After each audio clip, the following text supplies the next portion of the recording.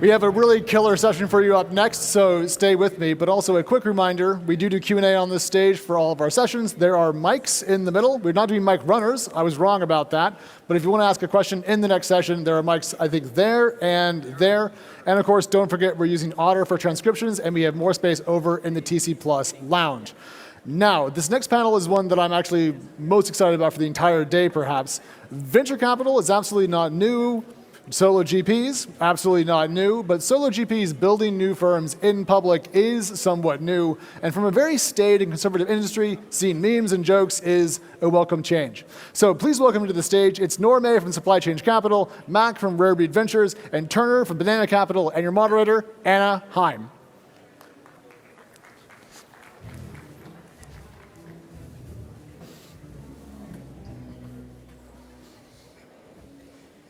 Thank you. Oh, yeah. Hello, so I'm going to start with an assumption. If you're here, it's probably because you've heard of our panelists. And if you've heard of them, it's not because they work for really old venture firms, it's because they are building in public. And what I want to ask them, and asking Mac actually, is why? Why? Yeah. I built in public by accident. For me, it was a situation of I was tweeting just to support founders and teach them about venture. And at a time where I was also thinking about launching my own venture fund. And I noticed that other VCs were starting to follow me. And so I started trying to connect with other VCs just to learn. Like I was trying to learn how to raise capital as a VC. And what happened was, as I was connecting, some of those other GPs of funds started committing money to my fund. And so I figured the more I tweet, the more followers I get, the more followers I get, the more VCs that follow me, the more VCs that follow me, the more money I raise. And so that just became, it became this own thing, a snowball effect that also resonates with who I am. Like I am very much about community, authenticity, and culture. And so building in public just found me, and it felt good. Mm-hmm. What about you, Turner? Yeah, similar story. Can everyone hear me okay? Yeah, we got you. Yeah, okay. Yeah, similar story for me. Just originally wrote a lot of serious stuff on the internet, and then I started posting memes a couple of years ago, and like Max said, it just snowballs. There's like a flywheel, and it's fun. So that's why I do it.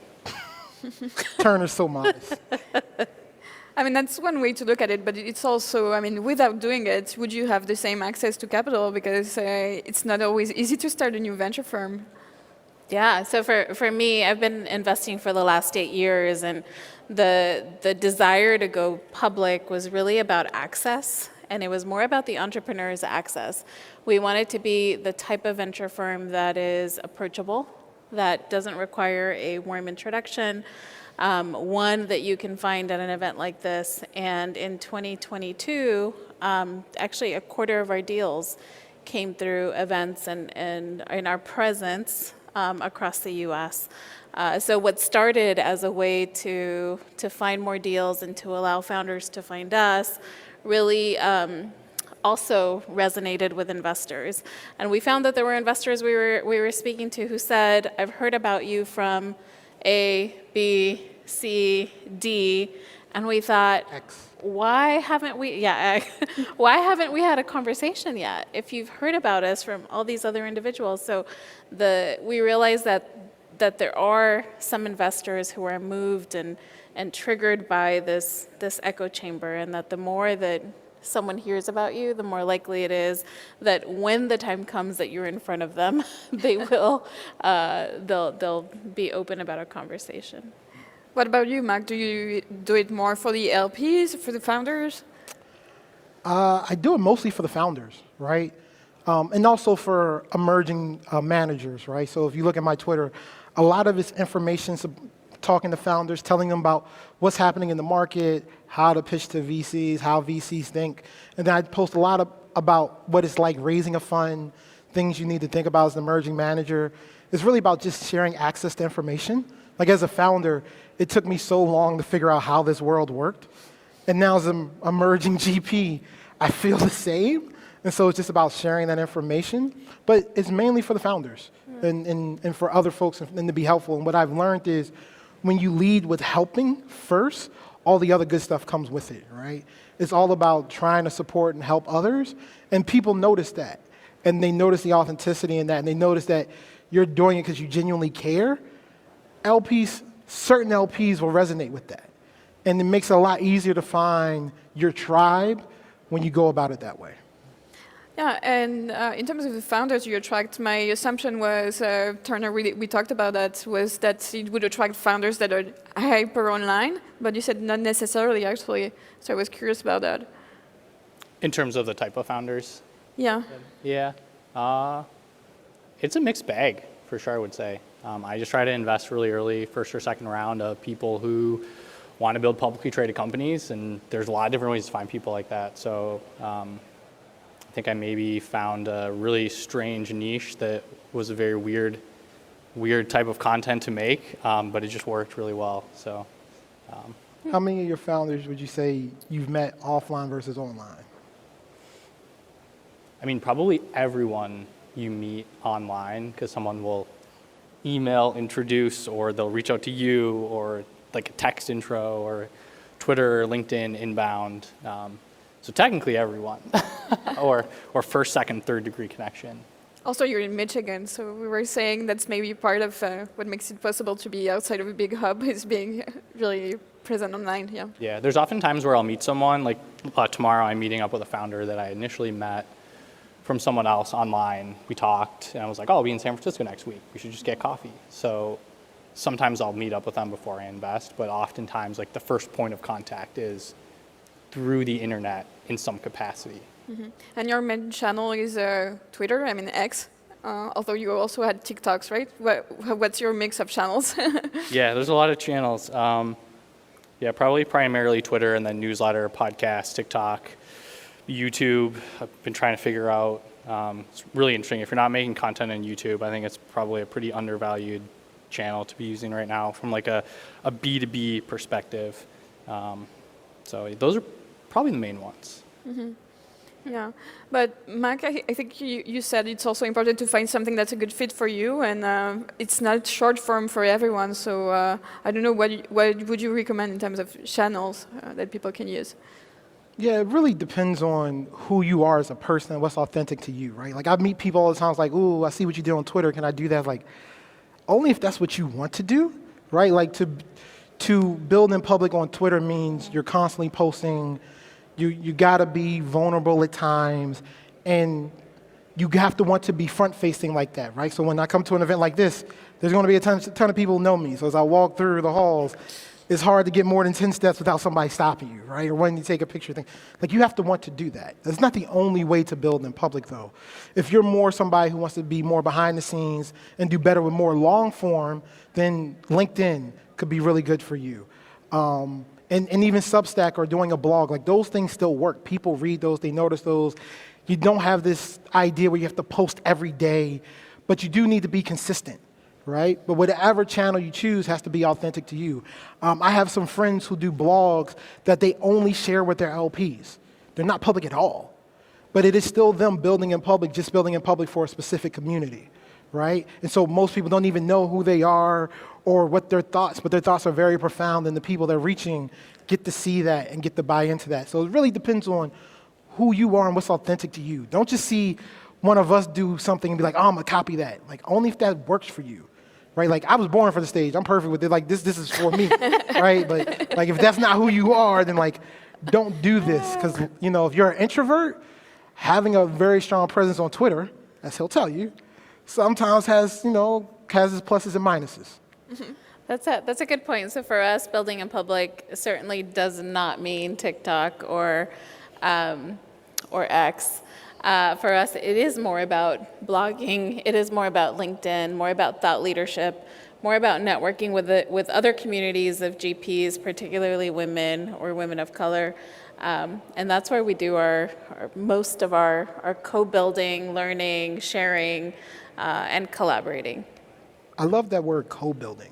Mm-hmm. Like when you're building in public, you're typically building with a cohort of folks, and you're building together. Like the three of us literally all built together. But also, I think you all did it at a time where it was different and maybe easier. So I don't know if you had to do it again today, Turner. Do you think it would work in the same way, like especially with Twitter? Yeah, it's a good question.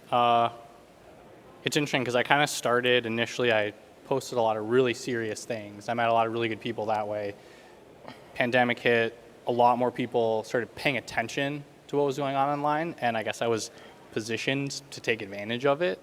And then I really don't remember order of operations, but kind of started sprinkling in, hey, all these people, there's all this serious startup content. People should, I think there's this opportunity to be a little bit less serious with the content. And I think the timing was just really good where it worked very well. But I'm not sure if I would go out and say, I'm just going to raise a venture fund from posting a bunch of memes. It's a good way to get a top of funnel. But if you think about when we're specifically talking about raising a venture fund, so you need to raise $50 million.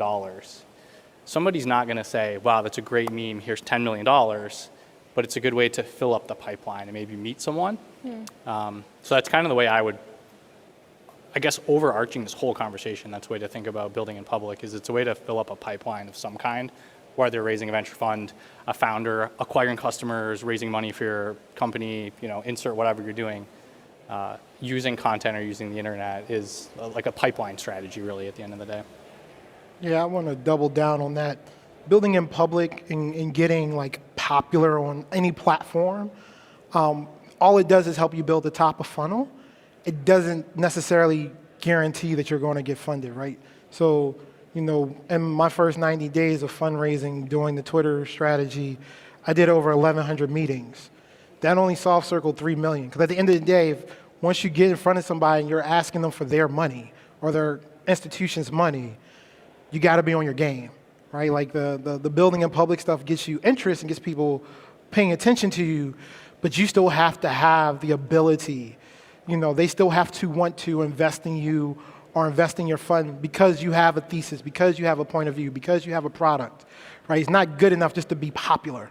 Right? Like that's not going to guarantee you the money. What it will do is give you a very wide funnel to then figure out who are the people who want to invest in what you're doing.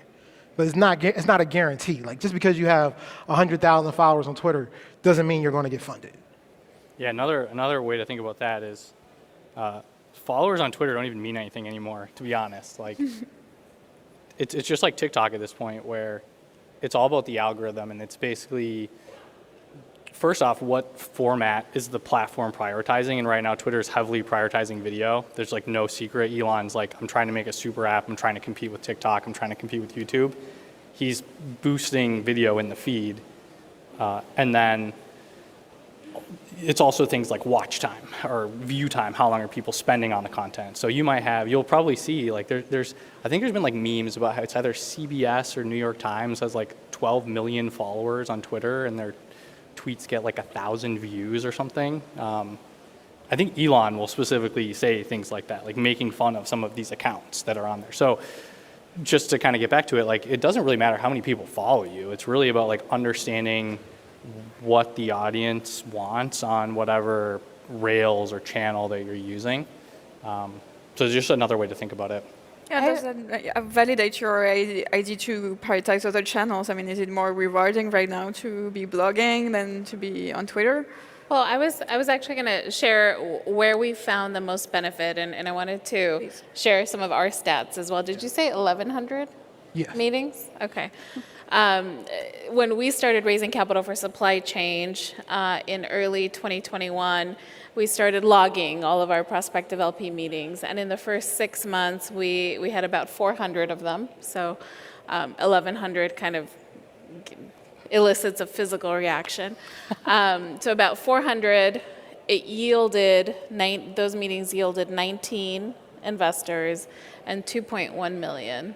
And so that's the capital that got us in business, right? We closed on that 2.1 million. We made our first 2 investments, and then again we were very public about what we were investing in. We showcased, right, the manifestation of that thesis, and then used that to continue to build our co-investment network. So where we found a lot of value beyond the prospective LP base was really in growing our co-investment network. So we had a few MBA fellows who sat down and worked with us and developed an investor ecosystem map. We said, who invests in food, who invests in food tech, and who's investing out there with a diversity lens, and where do all three of these come together?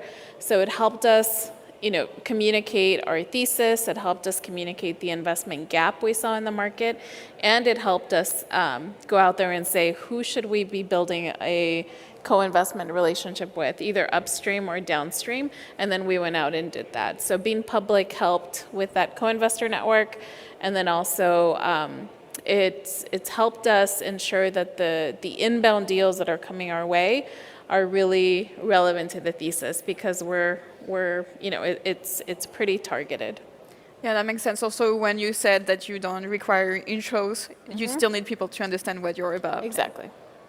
Yeah, makes sense. And Mac, you mentioned being vulnerable, and I think we haven't touched yet so much on the downsides of building in public. Do you have thoughts on that? Yeah, so when I mentioned being vulnerable, that was more about the authenticity, right? So if you're building in public, like on X or on TikTok or something like that, you want to lead with information. That's what people come for. You want to share a bit about yourself. So like I talk about my favorite sports team, or I take pictures of food I cooked, or my dog, right? So people feel like, you're a human. And then every now and then you share a vulnerability, right? That makes you real. It's like, I bombed a pitch. Yes, just like founders, I bomb pitches, right? I've had a hard day. I was late for a meeting. I was in a meeting and had to go to the bathroom so bad I couldn't concentrate. Like, that's just a human thing. We've all experienced that. And those are the kind of things that get people to stay. That gives people a feeling. And I think that's how you build a community that lasts. But when you think about the downsides about building in public, means when you build in public, it's not just the positive stuff. And when you start building in public, that's all it is all the positives. But as you do it over time, you got to share the good with the bad. And sometimes when you're building in public, that means you're speaking out a lot. It's not hard to say something that's going to offend somebody, or is going to rub somebody the wrong way, or is going to lead you to get DMs from somebody saying, hey, I'm disappointed in what you said. That very quickly can lead to a viral moment where where you feel like an entire platform is attacking you. And we've all seen examples of this. The thing is, though, those moments in time are actually short, but when you're in it, it feels like the world is against you. And, those moments, as a human, you feel it. That can lead to anxiety. That can lead to panic attacks. That can lead to depression. Like, those things happen. And then you look up 3 weeks later and everybody's mad at something else, and it's like it never happened, right? But those moments in time, when you're in it, there's no way, there's nothing you can do to get out of it. There's nothing you can do to stop it. Because now the internet has a license to you, because you have so many followers, people that put you on this pedestal, and because you've built in public. And so you got to be public on the good and the bad. And the bad, sometimes when you're sharing it yourself, you're controlling the narrative. But you don't always get to control the narrative. And then those moments when you don't, and it's a negative thing, that can be a rough thing to go through. Yeah, I think another thing, kind of expanding on that, is when you're creating anything, just burnout is a real thing. So let's say you're Mac, every day you're tweeting, blogging, TikToking, YouTube, whatever you're doing, and you've done it for a year straight, and suddenly you're like, I just gotta keep doing this. Like, it's very hard. So I think you want to figure out what are you uniquely good at, whether like you're very good at one specific niche topic or type of format, whether you're really good at these daily vlogs for 2 minutes telling people what happened. Nicole Wischoff at Wischoff Ventures does a very good job on TikTok of these here's a summary of my day. And it's it probably takes her 10 minutes to do, and it's a 3-minute video. She's really good at it, just naturally made for that. For me, I was, instead of cracking a joke in the group chat, it's just just tweet it. Instead of 10 people seeing it, it's 1 million people see it. So, and that was very easy for me to do. It was just, I was doing it anyways. And it's kind of one thing I ran into personally was probably 5-6 years ago. I was writing very serious, longer posts on very serious topics. I had my second kid, and I was just there's no way I can keep doing this. So I think it's just something to think about, is just burnout, and how do you design a system to consistently participate in the discourse of doing something in public. And I mean, it's not even really content creation. It's just everything. Like if you're trying to really be an engineer and you hate coding, don't be an engineer. Like just figure out what you're actually good at or you enjoy doing, because it's just so much easier. So I would kind of conveying that into like how you think about maybe not even just a venture fund, but like if you're a startup founder or you're doing anything, like make sure you're doing things that you're uniquely good at and enjoy doing, because it's just easier to do them longer term. Yeah. Do you sometimes find it too time consuming and wish you hadn't done it in terms of being more public than the average firm? Yeah, and to be clear, we don't do the daily, the daily stuff quite as much, but what we do really brings us a lot of value in terms of co-investors, networking with other GPs, thought leadership in the community, which we think is really important, and then our ecosystem of the reality check, right? The reality of responsibility within our households, the reality of not taking a salary while we're building out a venture firm and before we close capital, all of those conversations, which can be real big downers, the highs and the lows where you question the big decisions in your life and whether you should backtrack and find a real job. All of those conversations happen within these mini ecosystems that for us and our firm tend to be among women or people of color. Those are the affinity groups where we really find the value of the real and the raw conversations, where we commiserate and we celebrate and we take turns trying to pull each other into optimism. Mm-hmm. So I would say no. Yeah. The value of all that we do means that we get to continue doing this job and that we get to do it with people we enjoy working with. Mm-hmm. But also a workaround that some people found was just sharing stuff they were creating anyway, like LP updates. The only thing here is that LPs love exclusive content, so I'm curious how you balance that, because they love stuff that's created just for them. Mm-hmm. Yeah, so there can be dual pieces. So even as we think about hosting our next annual general meeting, right? We want to have an LP portion and then we want to have a community portion. And so we're thinking about the kind of data that transcends both, and then what can be and what can feel exclusive enough for LPs to stay and be part of that. So it means that as we generate LP updates on a quarterly basis, for example, we will redact certain pieces and then send those out to prospective LPs. So they also feel important because they're getting what everyone else gets, although they recognize that there are details that we simply won't share. Mm-hmm. So that's how we get around that. Yeah, that's clever, actually. I would say that's something at RareBreed we're trying to figure out now. We've leaned so heavily into building in public that realizing we do need to have more specific content for LPs beyond just their quarterly updates.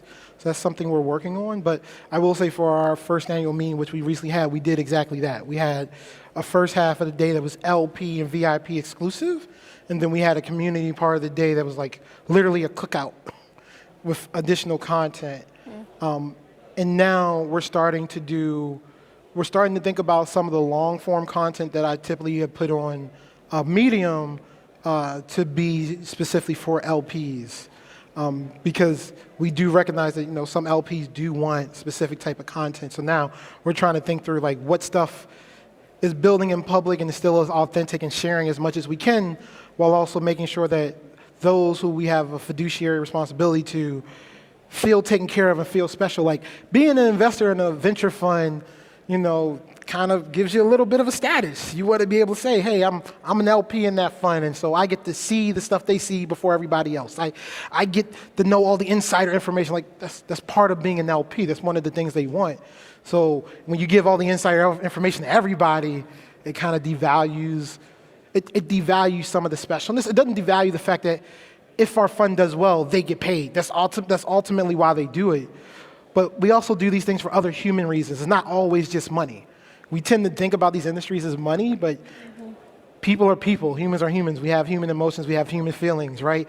If an LP feels like they're not being taken care of, it doesn't matter. Like even if you're making them money, but they feel like you're not paying attention to them, they will still be upset, even though you're doing your job well, right? And so making sure you're catering to that group is really important from a GP standpoint. So that's something that at RareBreed, we are actively thinking through and working on. Yeah, it's great to hear that also your vision of this changed over time. And Turner, have you changed the way you build in public? Yeah, I would say so. Everything they said I'm very bad at. It's one thing I'm trying to get better at. Yeah, I changed my strategy a lot too, my fund as I went. When I first started it, I was like, I'm going to be like a bottoms-up crossover fund. Like there's all these funds like Tiger Global that are coming from the public markets, and they're going to stall out when they get to the A's and B's because they don't know how to do it, which happens, sort of. I'm going to go bottoms up. And then I realized, like, holy shit, it is so much different investing in like a Series E or a publicly traded company than like being the first check. So that was a big change, the way that I approached it. And then, yeah, probably just there's just so much more that fills your calendar. The further you go, it just gets harder to consistently give updates. And then, like Max said, like the ups and downs, like, 3 companies fail in 1 week. Do you like share that like gleefully? Like, hey, all my portfolio companies are dying because it's Q3 of 2023. It's just tough. You've got to be sensitive about what your LPs want shared, what the founders want shared. And it's actually fascinating when you look at like some of the content that a traditional venture fund would put out. One really strange example, I have a portfolio company, knew a competitive founder, they were friendly. The other company shut down. He wrote a blog post about how the business model doesn't work and it's never going to work.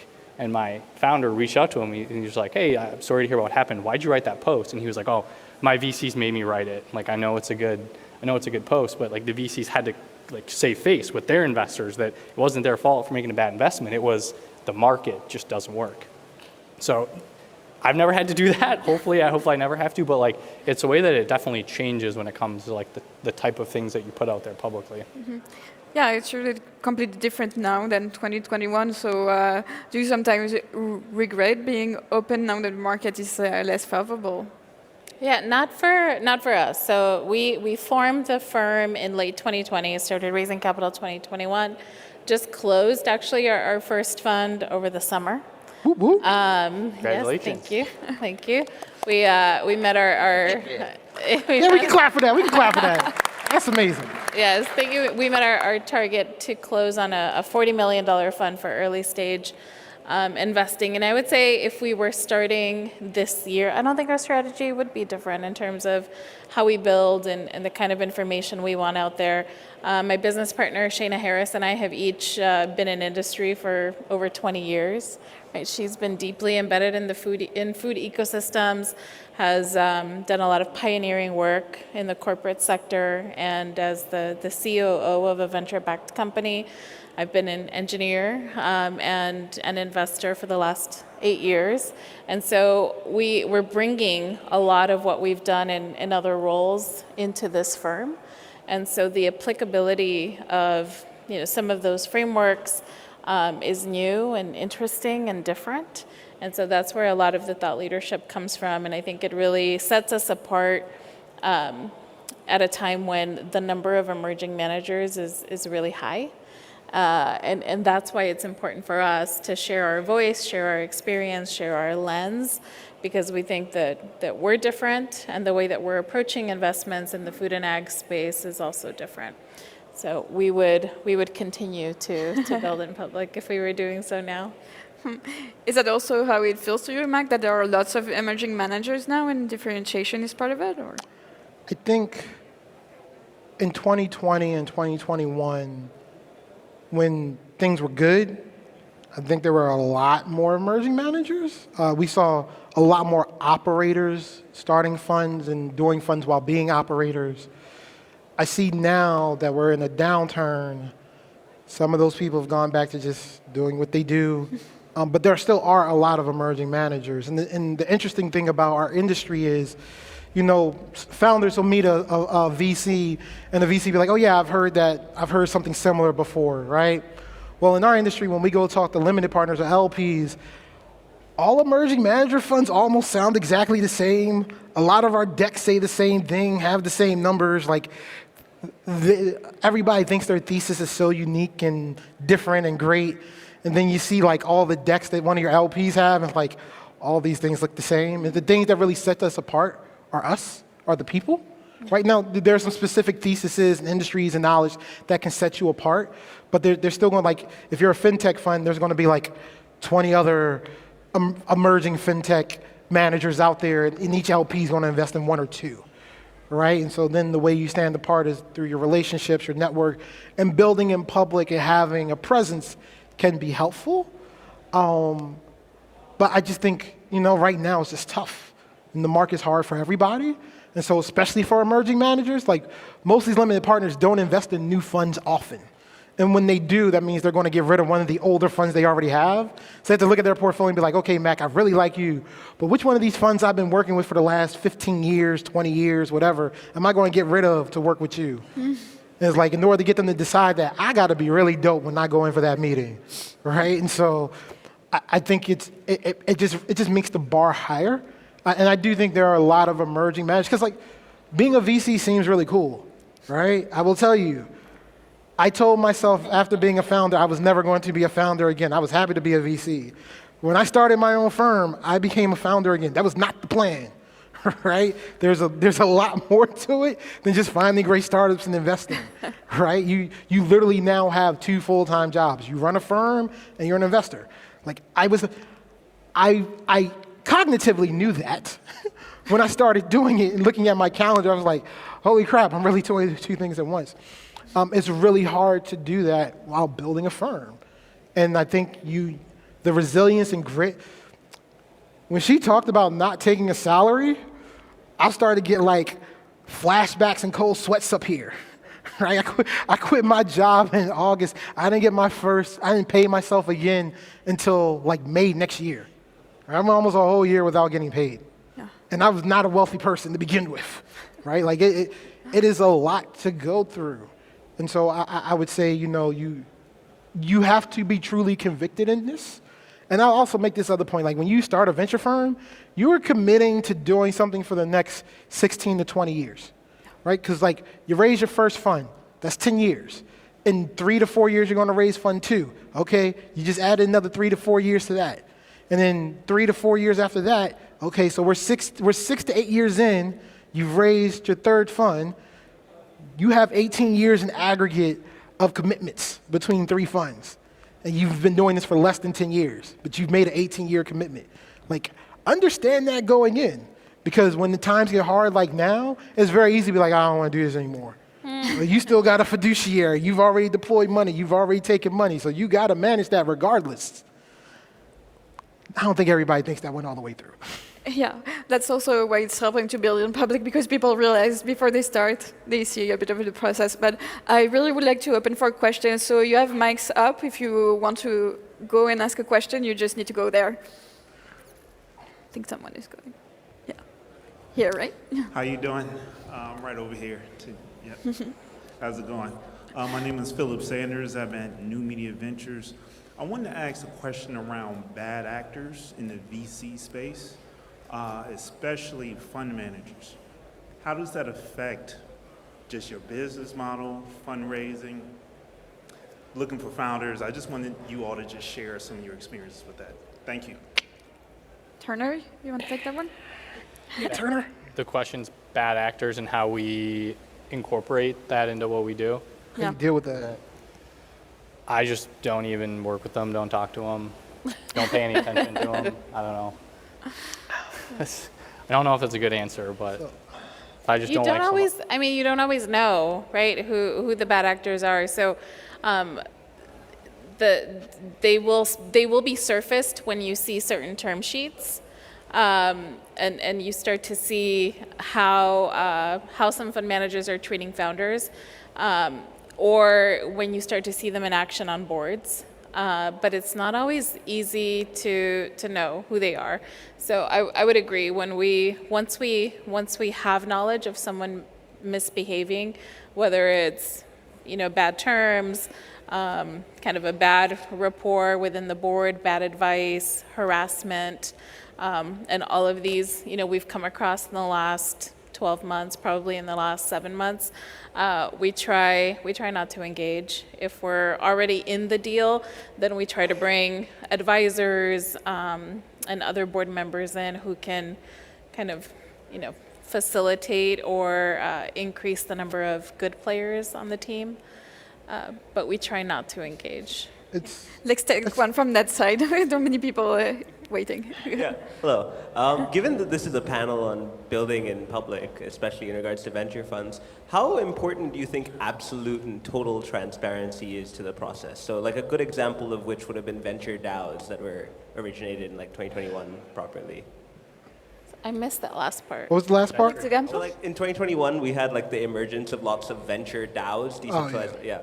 Like how important do you think an absolute degree of transparency could be to the ecosystem? Got it. I think it depends, right? You want to be as transparent as possible, but there are certain things that you can and can't say, right? Like, I want to be transparent about all my amazing companies, but some of the deals they're in, you can't talk about, right? But when you're talking about DAOs, the whole point of that was to be very public. And so, in the case of a DAO, transparency is the whole reason they exist. And so if you're not being transparent, then don't be a DAO, just go be a traditional venture fund. Yeah, one of the things we didn't touch on is also that it's the legal framework that makes it possible for you to build in public, because a few years ago that wasn't even possible. There are things you weren't able to say. Yeah, Yeah, I would say I don't practice absolute transparency in any aspect of my life. Okay. No. No, sorry, there are many people waiting. Go ahead, please. Here. How do you deal with regulations around public solicitation of LPs? For me, I just do what AngelList, my fund admin, says is okay. There's like certain laws that have been approved, and I just only do what they say is regulatory compliant. Yeah. I listen to my lawyer. Go ahead. Hi, I'm Zhu. I run a private fund that funds rights checks for first founders. I wonder how true it is that most founders that are funded are in their 30s. I'm not sure if that's actually true. So my question is, in your opinion and experience, how excited are y'all for funding people in your early 20s, late 20s, early 30s? What's the comparison like? Curious data points from y'all. Thank you. Let's keep it short because it's a bit off topic. Yeah. The data points on founders. So in our firm, we've made 16 investments, and I'd say age of founders has been anywhere from 20s to low 50s. So it's a pretty wide range. Mm-hmm. Yeah, I think I'm probably pretty similar. I think the data shows the average age of founders who started a company that IPO'd, the average age at founding is like 39 or 42 or something. So, but that's obviously, you could be 19 or you could be 64. Okay, let's make the next question about building in public, please. Hey, I'm Pratish. I'm a founder at SeedSmart, and we help venture capitalists decide better on what tech sector they should invest in. So I have a fun question for all three of you. Before you started out... No, just one, please. Okay. Yeah, sure. Before you started out as a VC, what did you imagine your life would be, and how different is it now? Okay. I thought I'd have like a yacht and a private jet by now. But I was in the corporate sector, and I thought I would be there for forever. I used to work for the Boeing company. Yeah, I thought I was going to be building robots for NASA.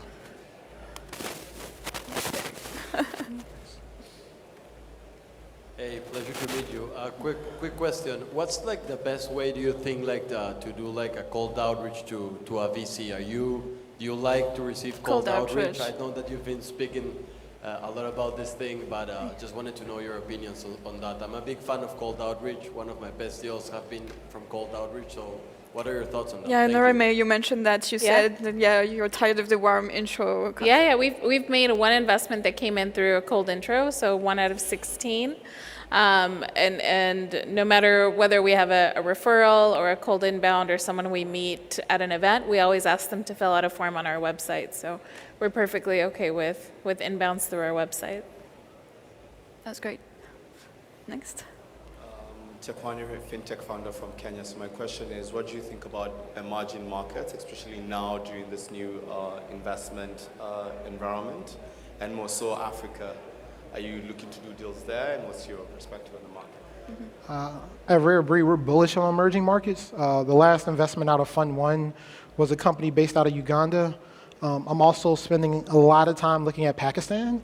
So, I always look for markets where there's a large population, growing GDP, and the lack of venture investing. So I'm super bullish on emerging markets. Noramay, you were just in Kenya, right? Yeah, we were both. No. just- Okay, got it. I think another thing is follow-on capital. So most of the growth stage funds that I know are not doing any emerging markets right now, like literally zero. Like I can't even get them to talk to a founder trying to raise like a Series A or Series B, like more than a couple $1 million. So it makes it tough. Great. Okay, last one. Please keep it short. Hi, I'm Melissa Widner with Lighter Capital. We provide non-dilutive funding to startups. How important do you think it is for a venture capitalist to actually have been a founder, before they're advising founders? It doesn't matter. You don't need operating experience to be a VC. You need to have a good eye for talent, and you need to be able to help your companies very meaningfully, which means help them raise additional capital, get partnerships, or get customers. If you could do 2 of those 3 things well, with one of those be helping them get follow-on capital, you probably have a decent chance of being a good early stage VC. Yeah. Although, a lot of what you shared today also applies to founders, so I hope people learn that they can also build in public if that's a fit for them, because it really opens doors that you wouldn't be able to open otherwise. Yes. Well, thank you very much. Please give them a round of applause.